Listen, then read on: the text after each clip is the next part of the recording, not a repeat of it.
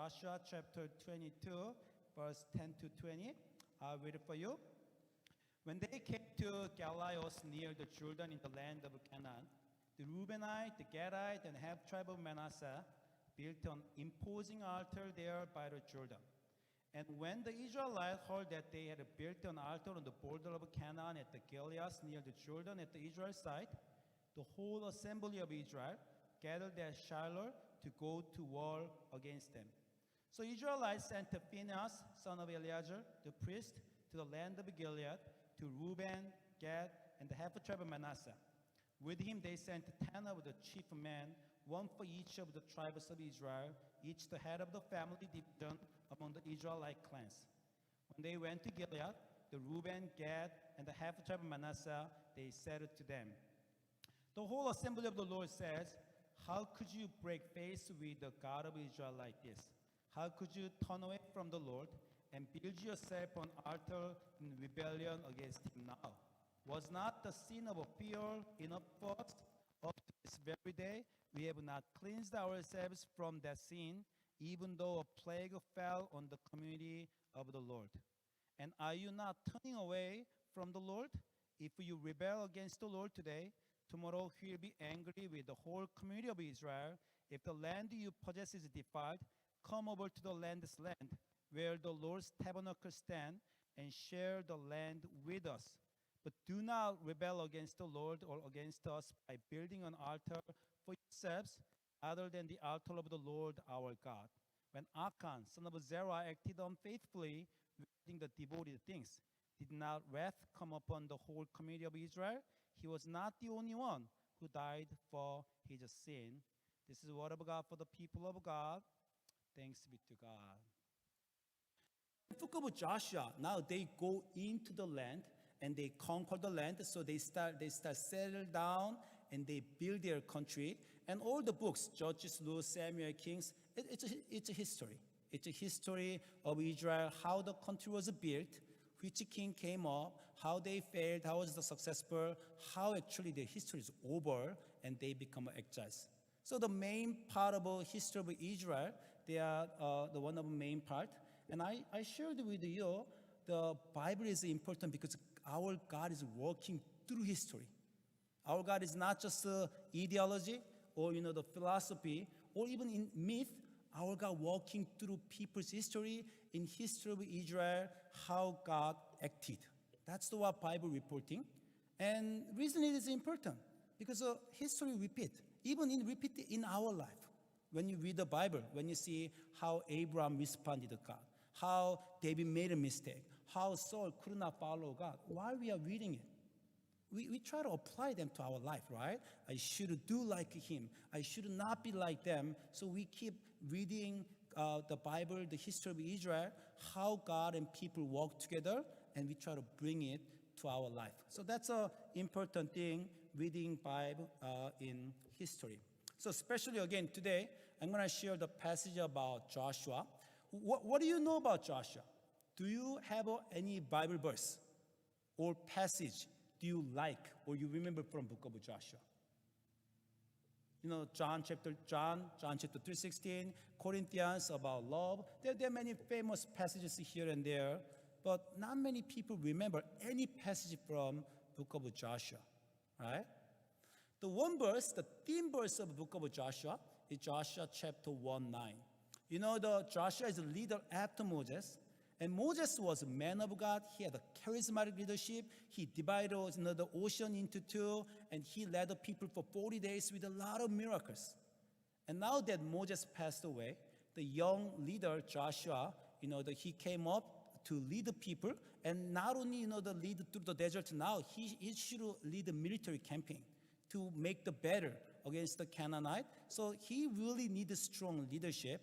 And to this young leader, now God says, be strong and courageous. That's a theme of the book of Joshua. While they are conquering the land, performing the battle, God keep encouraging Joshua, hey, be strong and courageous. So Joshua chapter 1:9, theme verse, this theme is repeated again and again. God said to Joshua, have I not commanded you, be strong and courageous. Do not be terrified, do not be discouraged, for the Lord your God will be with you wherever you go. I memorized this verse because 15 years ago, when I was a pastor at the Downeyville, we had a VBS, and my older congregation demography, like average age like 60 to 80s. So nobody could lead the VBS worship dance. So and then 1 year our VBS, this is a theme verse, Joshua chapter 1:9. So I had to lead the theme song whole week, and da da da da da da. Be strong and courageous, be strong and courageous, be strong and courageous. Do not be terrified, do not be discouraged. The Lord of God is with you wherever. So this is a song that I will like led a dance like a whole week. So this just come to me whenever I open the book of Joshua. Be strong and courageous. So there is enough reason why he had to do it. Look at this map. You all know the journey of Israel. The left side is Moses' leadership through the Red Sea, the Sinai desert, and all the way for 40 years. Moses led the people for 40 years. Now they arrived at the land of Canaan, and now again from the east side of Jordan. Now they cross the Jordan River. They go into the land of Canaan. They had to battle against the people there, and they conquered the place. And not only fight against the enemies who are there, Joshua's leadership was especially difficult because he had to assign the land to 12 tribes of Israel. I mean, if I bring gift for you, all different thing, and if I give you the gift, to you, there's always dissatisfaction, right? Why his gift is bigger than mine? Why you got better one? That kinds of assignment, distribution, always a problem.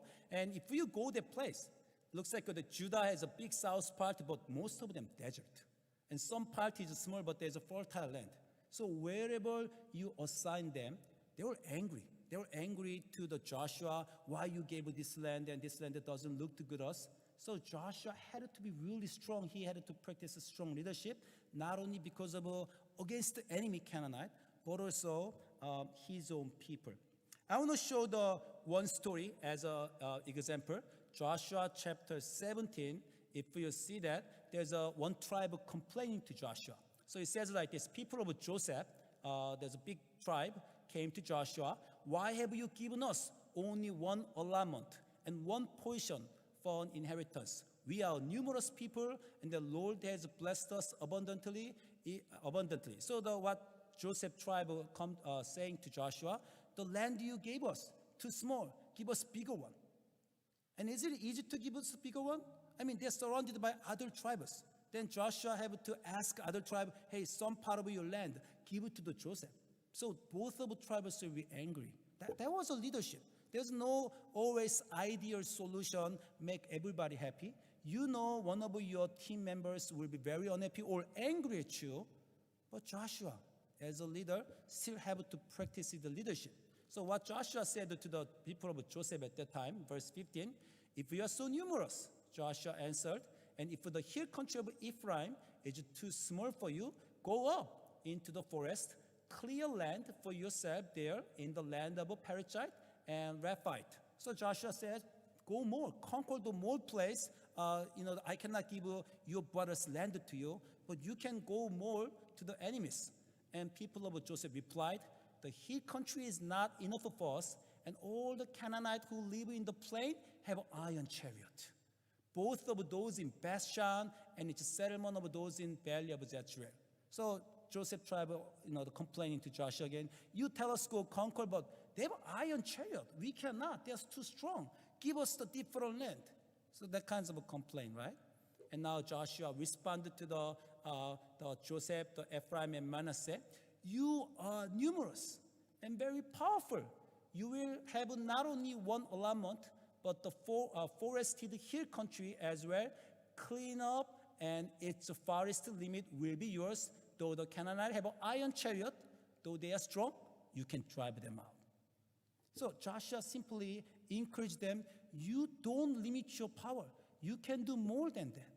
And I think that's what God did to Joshua when there's a difficult task. When Joshua felt, God, I cannot do this enemy too big, I don't know where to go.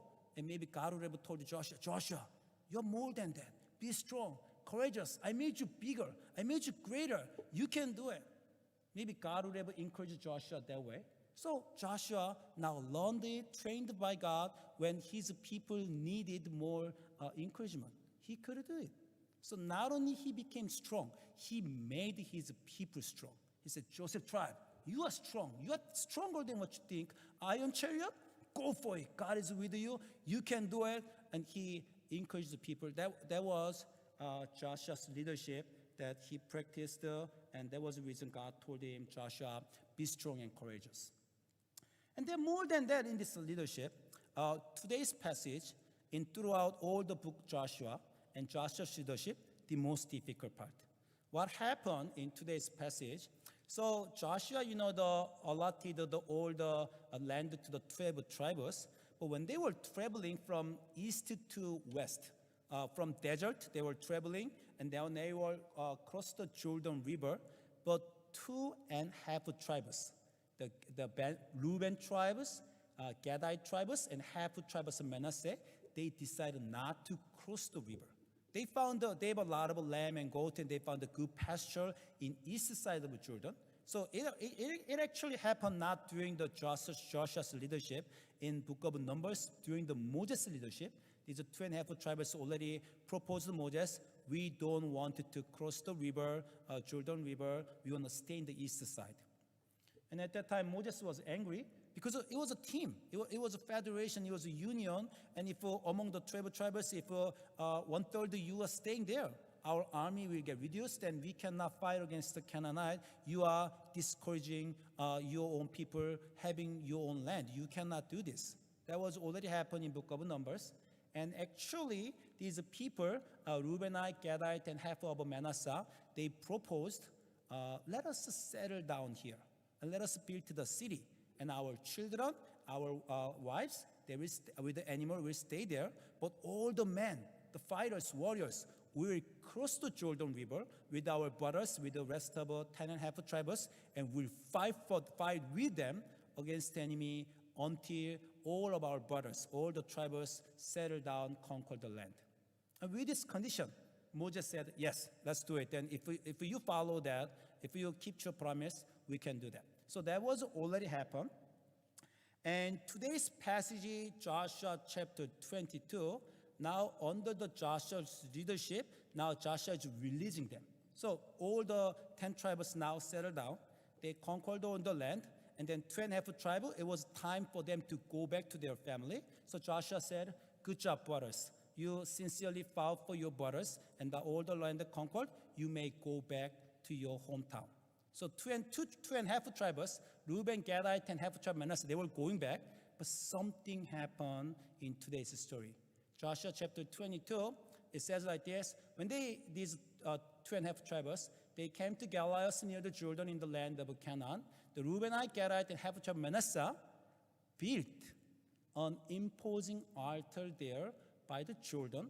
And when the Israelites heard that, the whole assembly of Israel gathered at Shiloh to go to war against them. So what happened was these 2.5 tribes, when they were going back, actually on the Jordan River, they built the altar. What does it mean, built the altar? Usually altar is a place to worship God, and there was already altar before the tabernacle of the Lord when there is the ark of the Lord, and now they built another altar, which is obvious sign they're not worshiping idols or worshiping other gods.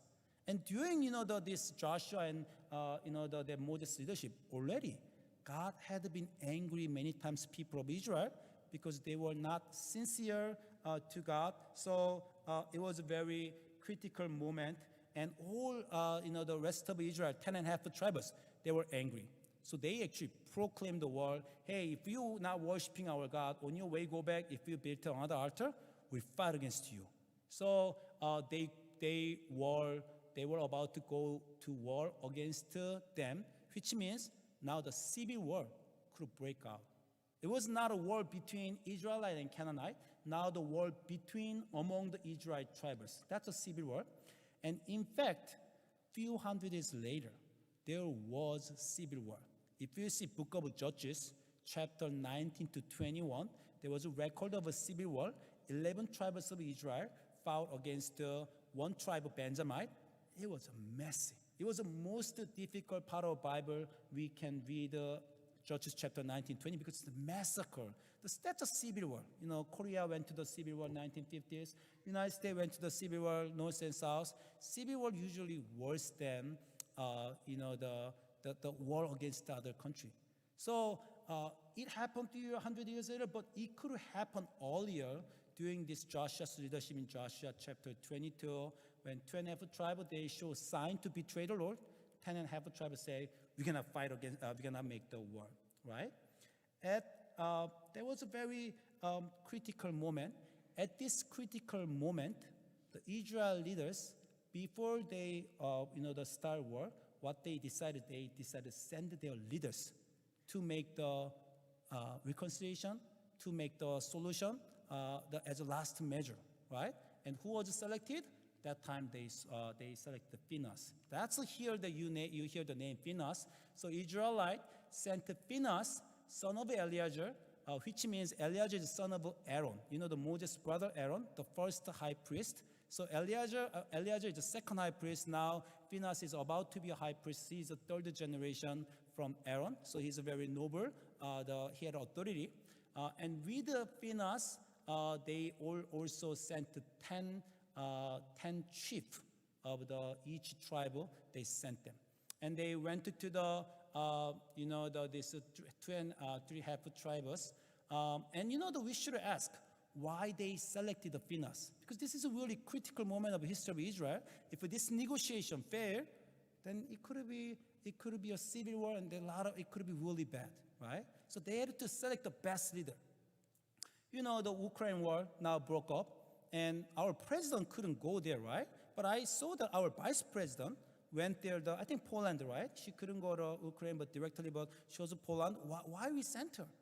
Because we sent the representative of our government to support this, the problem, right? So it's the same, like they try to send the best person to the civil war, and Phinehas was picked it up. Do you know anything about Phinehas?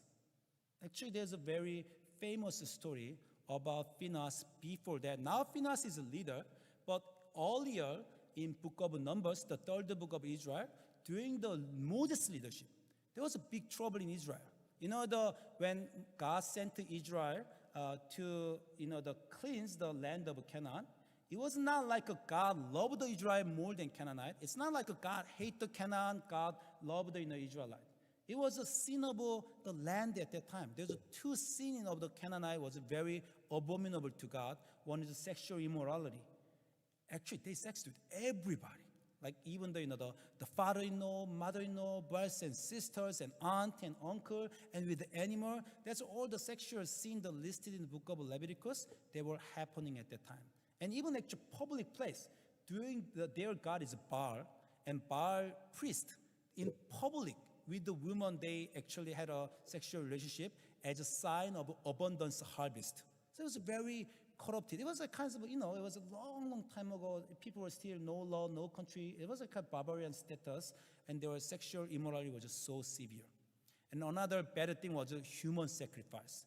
The Canaanite, they have a practice, they sacrificed their own children. They burnt their own children to God to please their God. And God really hated. So God sent the Israelite, you purge, you cleanse the land. The reason it's hard to read for us, because God ordered them kill all. And it is not like just killing people, it was killing the culture. This all land should be purged. So God sent the Israelite. The biggest problem, Israelite had a relationship with the local people, and they became like a Canaanite. That was the biggest problem that happened. And Numbers chapter 25, it happened. So while Israel was staying in the Shittim, the man began to indulge in sexual immorality with the Moabite woman who invited them to sacrifice to their gods, which means now they are practicing those all abominable things to God, human sacrifice and the public sexual relationship for their ritual. These all people of Israel were following, and there was a really serious problem because it was total corruption. And God was about to wipe them out, but now people of Israel could be wiped out because of all their sin. So Israel joined in worship the Baal of fear That's what they were doing, the Baal worship. And at that time, who was the leader? Moses was the leader. And there was Joshua. But something happened while everybody was repenting, crying before God because God was angry. At the people's sin, there was a man come into the Moabite woman, and then they were doing the immoral thing. And nobody stood up. But at that time, Phinehas, he was a young man. I think he was 20s only. He stood up, and I didn't show the Bible verse. It's kind of cruel that he killed them with the spear. So that's an image of Phinehas. If you Google it, always the Phinehas with the spear because he killed them. And we don't like killing the Christian. We always forgiveness, but it was that kinds of a time. And even now, I'm surprising our congressmen, like publicly, they say somebody should assassinate Putin. They say that. There's a time to build, a time to forgive, but there's also time to kill for justice, to stop the oppression, right? So whatever Phinehas did, again, modern reader, they have to read, understand what Phinehas did, just killing the people in the sin. But God, said Phinehas did the right thing. When Phinehas did that, the Lord said to Moses, Phinehas, son of Eleazar, the son of Aaron, the priest, has turned my anger away from the Israelite, for he was as zealous as I am for my honor among them, so that in my zeal I did not put an end to them. So Phinehas actually saved people of Israel. And again, why they picked it up Phinehas now, the years later, for leader? Because of history. He had an experience. It was about the civil war, right? In the civil war, again, it was a very difficult thing because now, when they go to the 2.5 of Israel, they should proclaim war to their comrade. Just a month ago, these Gadite and then Reubenite was beside them, fight against Israel. They saved each other during the battle, but not to the enemy, to their friends. They say, I'm going to kill you if you disobey God. They should have said, it's hard, right? I mean, it's more like a fighting with your own friends. And who could be perform that kinds of a thing? And they picked up the Phinehas because, again, when he was young, he already showed his passion for God. Even it was his own brother and sister. It was about God. He is a man of action. He made it. So they asked Phinehas, this is your turn again. Please do something for us at this critical time. So Phinehas went to the 10 leaders, and today's passage, he says like this, the whole assembly of the Lord says, he knows who he is. He is the representative of all Israelites. He's not just saying, I, Phinehas, say that. He says, the whole assembly of the Lord says this. And he proclaimed what he believed. Hey, you guys repeat the sin of fear. You remember how I responded at that time. So he was kind of threatening. Hey, 2.5 people of Israel, because you're brothers and sisters, don't think that we'll ignore your disobedience, your rebellion. I did not do that when I was younger. Right? So Phinehas was threatening them, and not only threatening, he now like a sweet talk and bitter talk, both of them. He said, if your land is too bad, come to us. We will share land with you. Just don't be rebellious to God. So Phinehas, proclaimed like that. And it turned out, actually, the 2.5 tribes say, no, we were not planning to rebellious to God. It was just for the sign between you and us. It turned out that they did not intend to rebellious against God. But again, in any time of a negotiation, if they hurt each other, if their language was wrong, it could be war. It could be war, but under the Phinehas' leadership, they stopped, the war, and the country was saved. I read this passage during this week because it was our Bible reading plan of this week. Because of our current situation, war in Ukraine, honestly, this was my response. Good job, Phinehas. Good job. Phinehas and 10 leaders, the right leaders, stepped up and solved the problem. We need them. We need that kinds of leaders right now in the world, right? We are all desperate. Whenever I see the news, I'm almost crying. People dying, women and children, the one man or one group's selfish desire, it ruined the whole world. No one stood up against them. and all the countries, we try to do that, but also fear of World War III, and I don't know, what is, are we really doing our best? I think everybody's angry right now, right? Everybody's sad, everybody's angry, and don't we have right leader to stop this war? Don't we have a finance? Don't we have these good leaders who know what to do, wise, strong leaders? I think that's all the things that these days we have it, right? And again, how could Phineas be a right leader? Did he all of a sudden become a right leader who could do the right thing? No, since he was young, even when he was 20, a lot of things that when better thing happen, I know that most of people, how they respond, somebody will do it.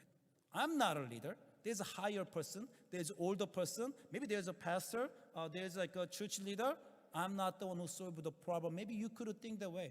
But again, when Phineas stood up, it was when he was 20s. Still Moses was there. Still Joshua was there. But none of them could do knew what to do. And young Phineas stood up and he made action. It was cruel, but it was the right action, and actually God praised him. That way, step by step, he built it up his life. He became who he was. And at last, when big problem happened about the civil war, the people trusted him and relied on him. What he did in the past, what he had done, it made who he was. I mean, when can you be a good leader? Someday when situations are really bad, when you get older, when you leadership position, all of a sudden will you be a good leader? No, what you do right now will decide what you will do later. Based on what you did, based on what he did when he was 20s, he did something on 30s. Based on what he did on 30s, he could do something on his 50s. Based on what we are doing right now, our capacity, our authority, people's trust will be decided. Again, that if I say like this kind of great leader, Phineas, and leaders of people, you might think, yeah, they are leaders. I'm not, right? But let me remind one thing to you. When you share our God, the difference of our God 2 weeks ago, what was our God's difference? Our God, unlike other gods, our God has a purpose. Our God has a purpose, so to fulfill that purpose, God visit people first. That's a distinguishable thing for our God, right? And I share that our God changed people. Does God change only some of you, only the Apostle Paul, Apostle Peter? No, God tried to change all of us because God has a plan, purpose for all of us.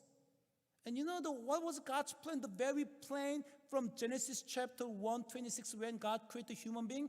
Let us make a human being in our image. For what? For them to be a leader.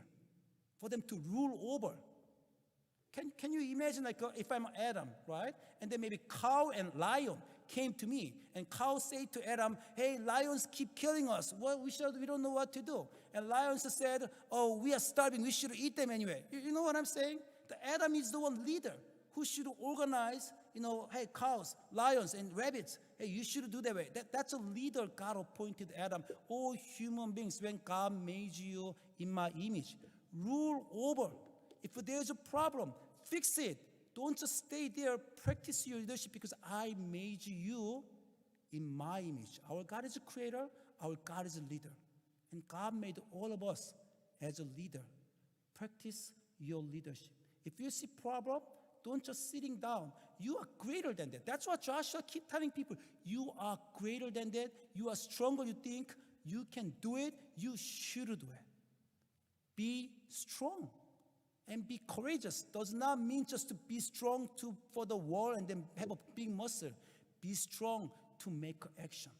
If you see something, do it, because God creates you for that way, right? Let me just end up today's sermon with just simple thing, what happened during the week. During the week, we had a Friday young adult college, the gathering, right? And I saw that last week, the young adult Bible study was canceled. So I felt like, oh, their Bible study is shaken. I wanted to support them. So I invite them to my house.